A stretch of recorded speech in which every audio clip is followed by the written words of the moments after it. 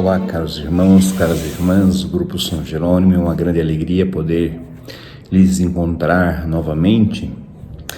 E hoje nós celebramos já a 20ª semana do Tempo Comum, na terça-feira, hoje dia 19 de agosto.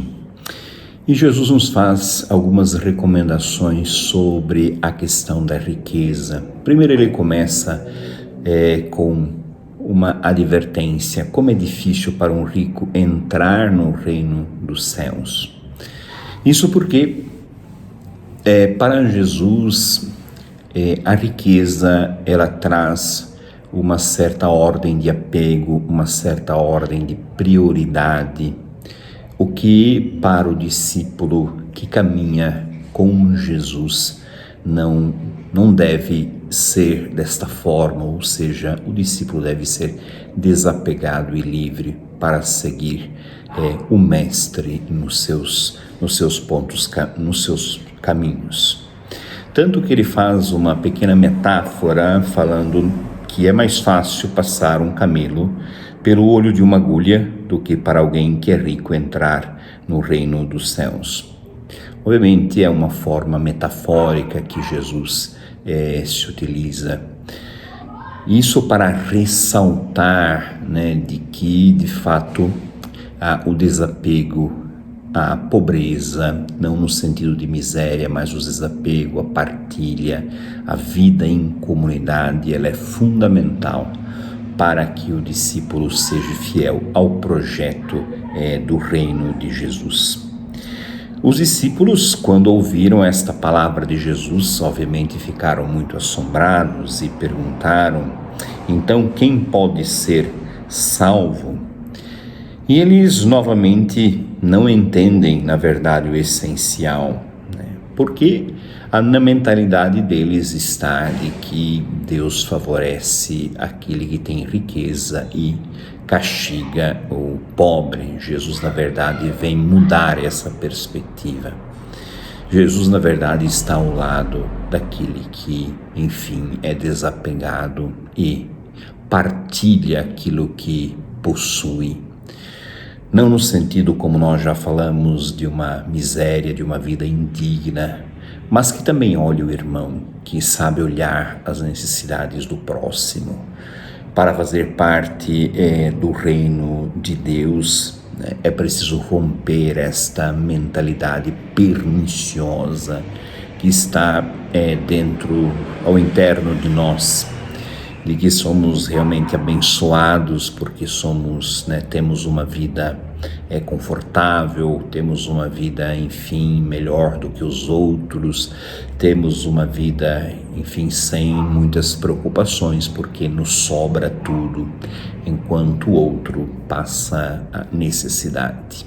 Na verdade, isso deve inquietar, o discípulo, até porque ele não caminha para o prestígio, mas ele caminha para o serviço. E aí Jesus diz, bem, para os mortais é impossível, mas não para Deus, para Deus tudo é possível.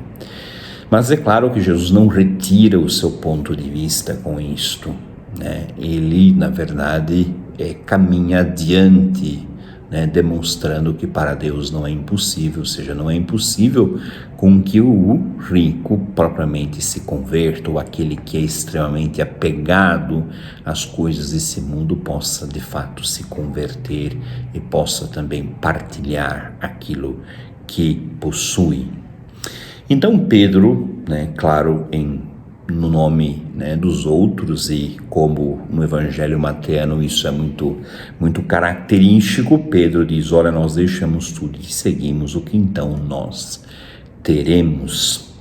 E aí Jesus faz, enfim, a mentalidade que é própria deles, como nós vemos João e Tiago que pedem a Jesus, ou então no outro momento a mãe de Tiago e João pedem a Jesus quem pode sentar à direita, quem pode sentar à esquerda.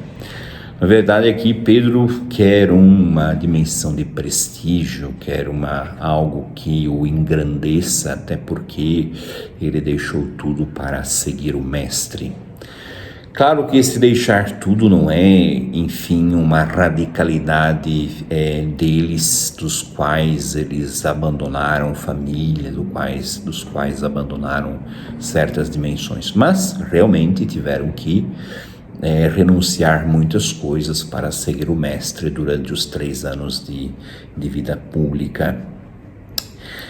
Mas para Jesus há uma prioridade, e esta prioridade ela deve ser característica, né, central do discipulado, ou seja, devemos viver como uma realidade nova, como famílias novas, né, que enfim não querem reter, né, que não querem, né, se fechar em si mesmas, não querem olhar somente para o seu eu e para, né, o seu bem-estar. Hoje a sociedade está cheia de espaços de separação, né, entre pobres e ricos, entre, enfim, né, como a gente conhece, existem até espaços, né, de shoppings que não permitem às pessoas mais carentes nem mesmo olhar, nem mesmo entrar, nem mesmo ter acesso.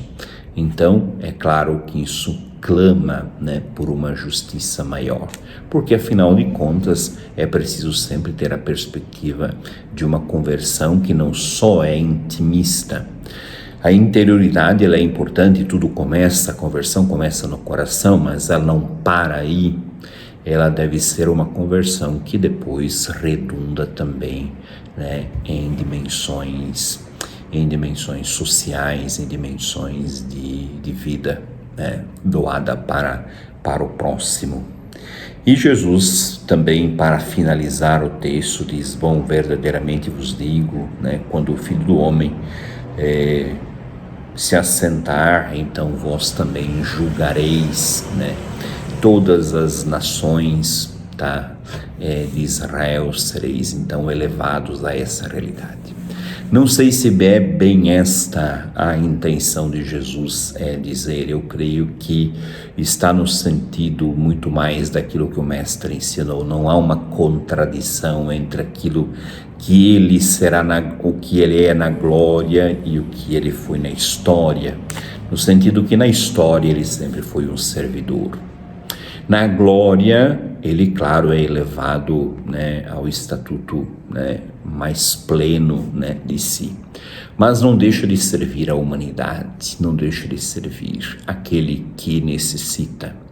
Então, os discípulos, eles não é que vão para junto de Deus, ou para junto do Pai, ou para junto de Jesus, para julgar entre ímpios, ou entre ímpios e justos, somente no sentido, né, da questão do pecado. Mas deverão, obviamente, né, serem servidores do reino, né? Porque nós, como doutrina católica, acreditamos que há uma relação, né, íntima entre a realidade terrestre e a realidade transcendente.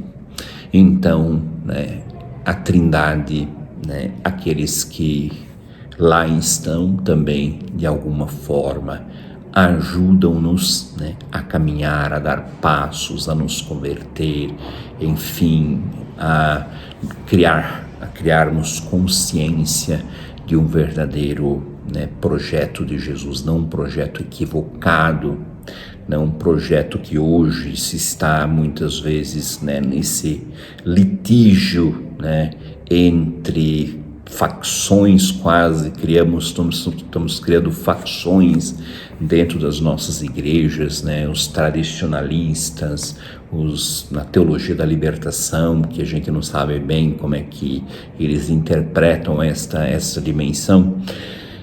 Mas a questão não é ser tradicionalista, ao meu parecer, não é a questão da teologia da libertação, a questão está em olhar o Evangelho, está em olhar a praxis de Jesus. Quando a gente diz praxis, a gente quer dizer também o seu ensinamento e o seu seguimento. É ali que nós devemos olhar e devemos ter um cuidado melhor, talvez com a palavra de Deus, né, do que propriamente somente ou de forma unilateral com a doutrina, né, dos séculos, que também é importante.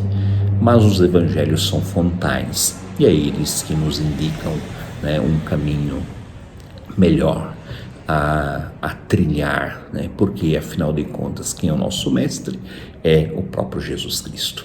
Então, Deus abençoe a todos, tá? Tenhamos um dia santo e abençoado e que possamos pensar, orar e agir conforme o Mestre Jesus nosso Senhor.